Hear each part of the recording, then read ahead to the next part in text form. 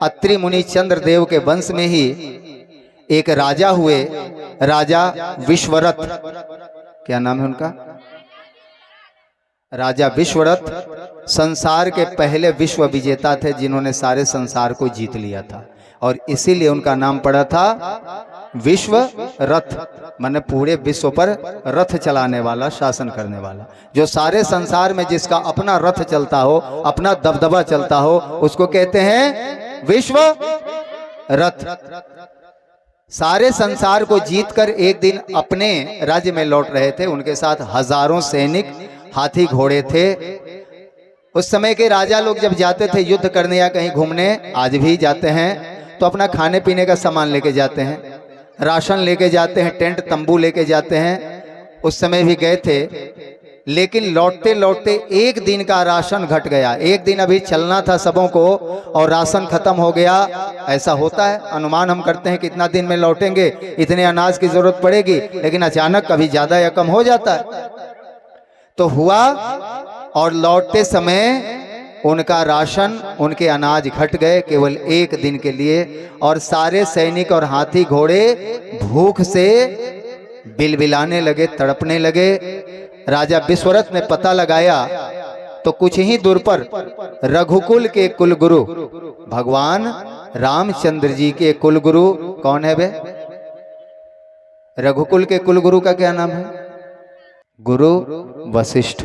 राजा विश्वरथ गुरु वशिष्ठ के पास गए, उनसे कहा, गुरुवर, हमारे सैनिकों के लिए, हाथी घोड़ों के लिए कुछ खाने की व्यवस्था हो सकती है क्या? राजा विश्वरथ ने कहा, आप सब लोग हाथ पैर धोइए, आसन बिछवा रहे हैं, बैठ जाइए।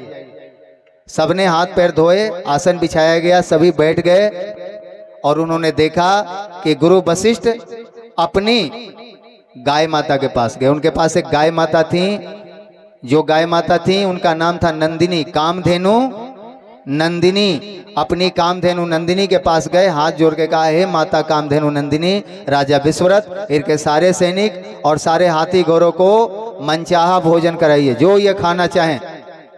और सबसे कहा गया, जो खाने की इच्छा है मन ही मन कल्पना कीजिए कि हम ये खाएंगे। जिसको जो जो खाने का मन हुआ, सब सैनिक और हाथी घोड़े सोचने लगे, और उस कामधेनु नंदिनी गाय के स्तन से सोने की थाली में जो जो खाना चाहता था वो अपने आप निकलता था, उसके आगे जाके वो थाली अपने आप परसा जाता था, रखा जाता था। सोने के नाद में हाथी घोड़ों को भी भरपेट भोजन मिला।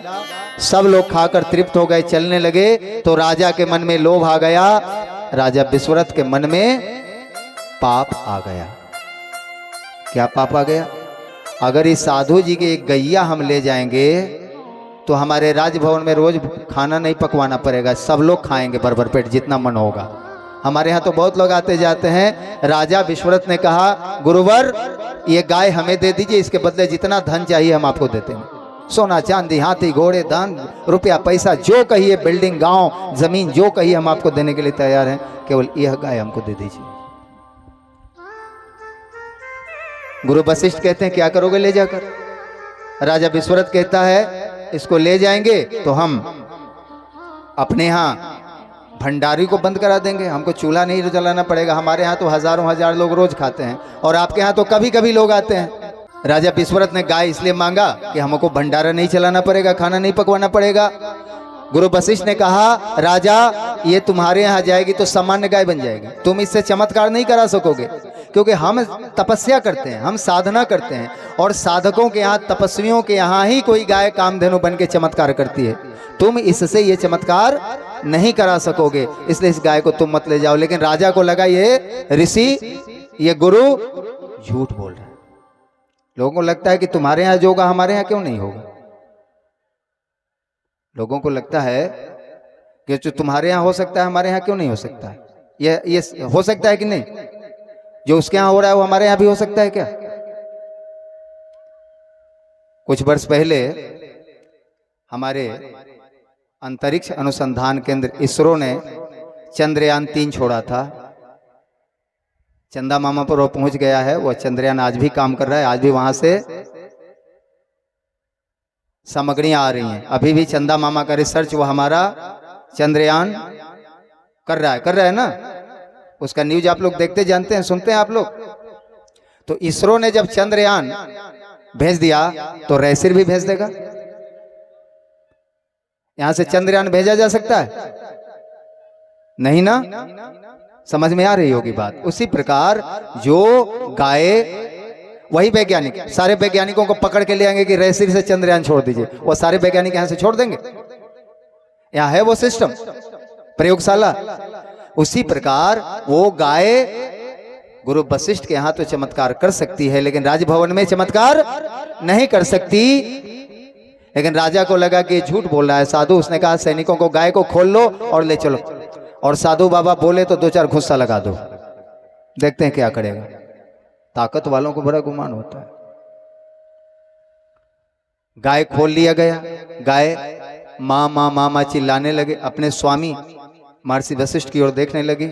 महर्षि वशिष्ठ ने हाथ जोड़ के कहा, हे माता, आप अपनी रक्षा स्वयं करें। आप तो विश्व माता हैं, आप तो सारी सृष्टि की रक्षा करती हैं, आपकी रक्षा हम नहीं कर सकते, आप अपनी रक्षा स्वयं कर लीजिए। बस इतना ही कहा था गुरु वशिष्ठ ने कि उस गाय ने जोर से कहा, क्रोध में आंखें लाल करके।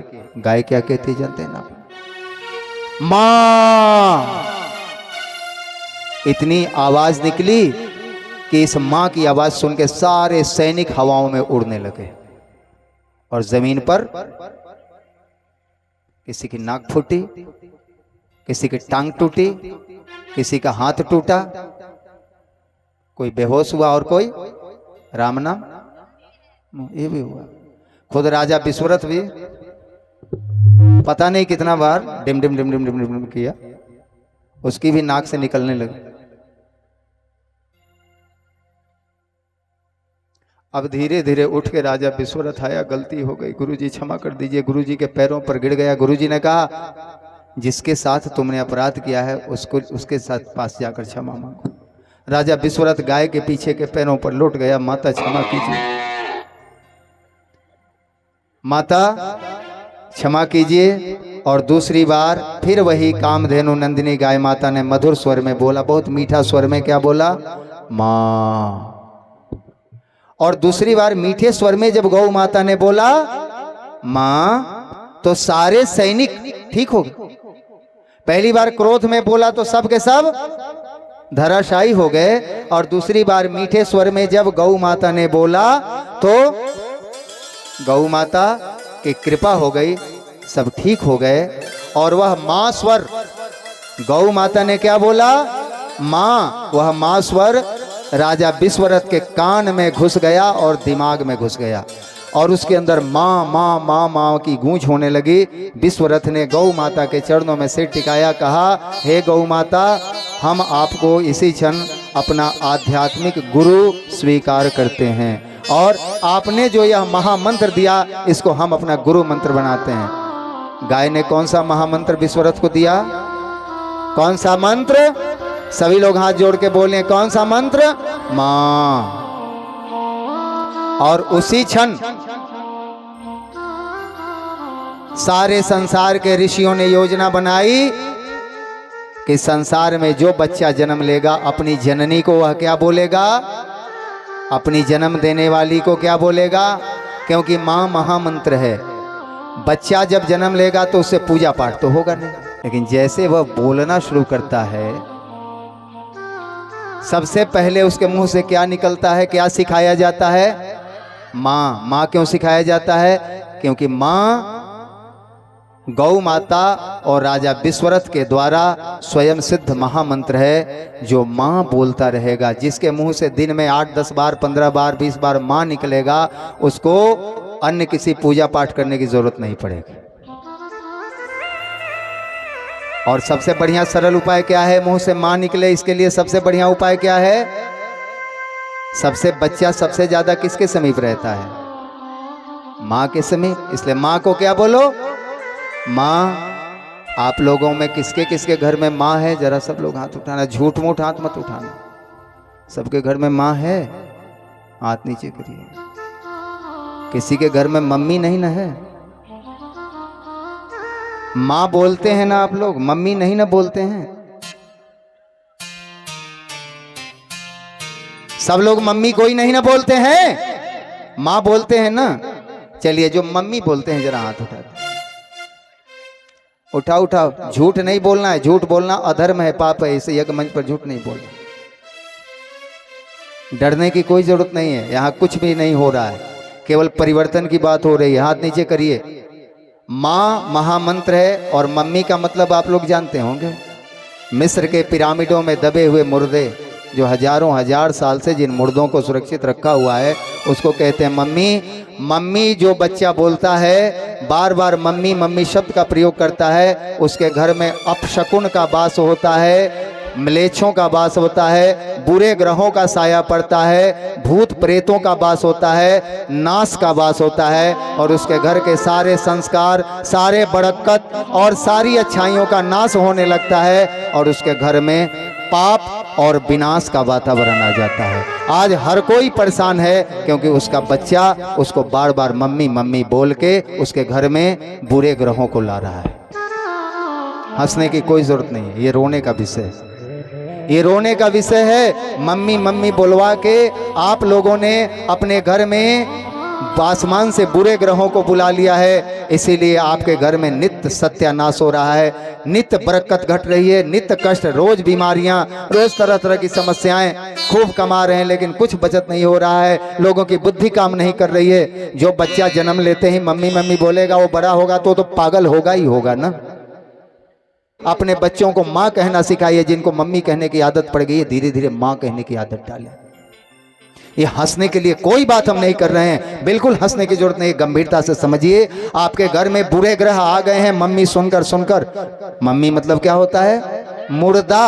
और आप मुर्दा मुर्दा, लाश लाश, मड़ा मड़ा बोलेंगे तो क्या होगा? घर में पाप आएगा कि नहीं आएगा?